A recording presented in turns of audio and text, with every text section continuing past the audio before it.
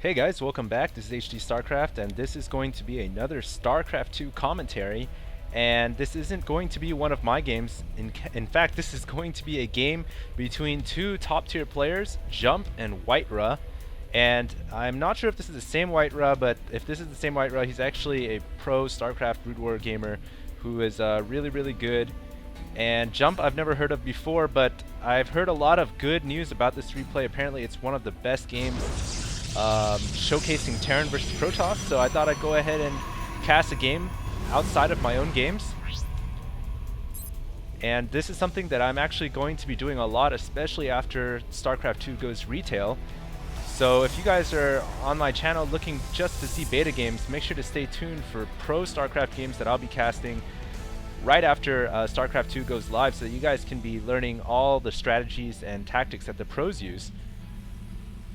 So anyways, I'm going to leave it on the APM tab for a little bit. You guys can see that their APM, especially Blue, who is Jump, the Terran player, is averaging about 200 currently. It was almost around 300. So you guys can see that these players are really good. They're of a pretty high caliber.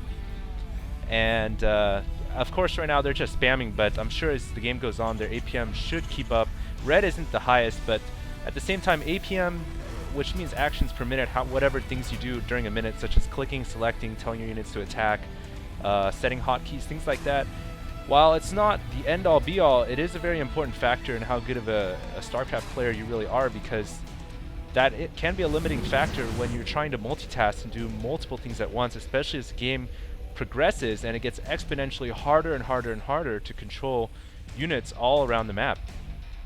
Speaking about the map, this is going to be Scrap Station. And the reason why I wanted to showcase this match was because apparently this shows how to play Terran Metal versus Protoss, and that's not something that I've really been able to perfect yet. And so I thought I'd go ahead and show somebody else playing it, because they'd probably be able to show the build a lot better than I can while I'm still trying to learn it. And of course this is going to be a good learning experience for myself as well. As you guys can see, the Protoss player is playing pretty standard right now. The gateway, only one gateway right now, not even really building a Zealot, simply because Protoss versus Terran, it's extremely important that you get your Robo facility up as soon as possible, just so you can get Colossus and Immortals to deal with the Marauder and Marines, which most Terran players go against Protoss. And that's what the Protoss player is expecting, but according to the rave reviews about this game, apparently the Terran player decided to go mech. So this is going to be really interesting, because at the current stage of beta, mech is somewhat, I guess you could say, not as popular as bio. So this should be a pretty interesting game, and I hope you guys are excited to see it. Oh, by the way, as you guys know, this is not going to be called game number 21, simply because I number my games only for the ones that I actually play. So games where two other people are playing will not be numbered. So that's just a little clarification. But anyways, I thought I'd go ahead and do a quick round of shoutouts for people who've donated / contributed, which really helped me out during the last couple of days. And of course, if you guys are ever interested in helping me out, any monetary donation, you guys can find the link on the front of my YouTube page, and then just leave me a shout out, and you know, I'll say whatever you want, unless it's something like really ridiculously rude. But anyways, before the action really gets started, and that's just an observer coming out, that's the first thing you want to get out of the Robo facility, so you can see what the Terran player is going for. But before the action gets really heated up, here we go. Brian Harvey, who says thanks to me and says Victor is awesome. So Victor, you're awesome. Breadcrumb, Jaspier, Joe in Phoenix, who actually donated a lot, like seriously the biggest donation I've ever had, says he wants to give a shout out to Aura, who's this girl that, you know, it's a girl. I mean, that's what it is. So sorry if I embarrassed you, Joe, but yeah.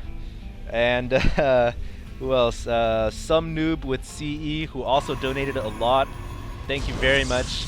Actually, I don't think he wanted a shout out. And Isurk, I think I pronounced your name wrong last time, but I read your message and you said your name was actually Chris, so shout out to you, Chris. And yeah, that's pretty much it for the round of shout outs. If I missed anybody, my apologies. Just shoot me a message. And as always, feel free to shoot me some spare change.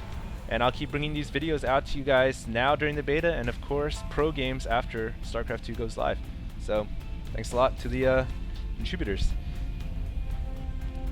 So anyways, let's take a look at what the Terran player is doing here. It looks like he's got a siege tank. As you guys can see, this blue circle shows how far the siege tank can shoot.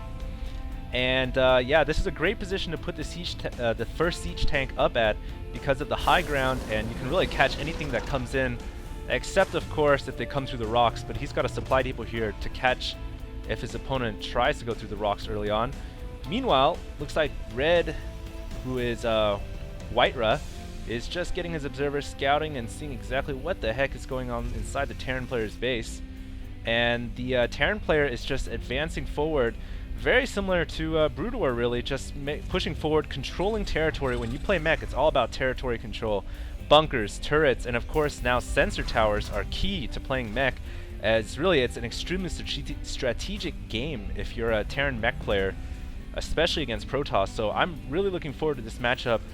It shouldn't be a mobile battle fest as most games in StarCraft 2 are right now. It should be a lot more reminiscent of TVP in Brood Wars.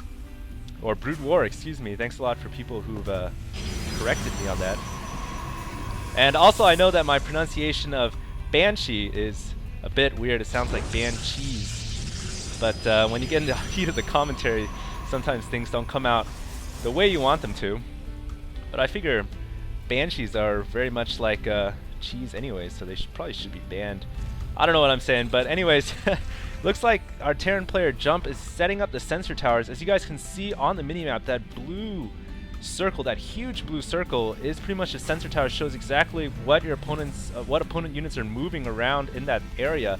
And it looks like Whiterra is going to come in with the Warp Prism here and drop off 2 Immortals straight into the heart of the Terran player's base. And I don't know what Jump is going to do to react to this. He really needs some units that can burn through these Immortal shields quickly. Look how much damage these things do. 20 plus 30 versus armored, and buildings are armored, so they are raping these buildings. And as soon as the one siege tank does come up and a couple units, and the Warp Prism picks up the Immortals and gets out of there. But as you guys can see now, there are 2 sensor towers up, and I'm going to go ahead and show you guys Jump's perspective. As you guys can see on the minimap, anything that's moving, he can see. So you guys could see that right there, and it comes up as an exclamation mark, I believe. And look at this guy's APM, it's ridiculous. Right now it's showing like where his screen is at, and it's, you guys can see he's a very, very fast player. This is definitely a pro level game at the platinum level, at the top platinum level for sure. And it looks like one other building I forgot to mention is the missile turret. When you play mech, you get a lot of missile turrets. You're going to have spare change, especially with mules now. So you're going to get tons and tons of missile turrets. There is a Ghost Academy here too, no doubt, for EMP Shockwave, which is now the new ability for the Ghost. And it looks like the Warp Prism is going to drop off 2 Immortals now at the natural as well. Continue to do damage. Meanwhile, the Protoss player Whiterra is just massing up units, but he can't really walk towards these siege tanks yet.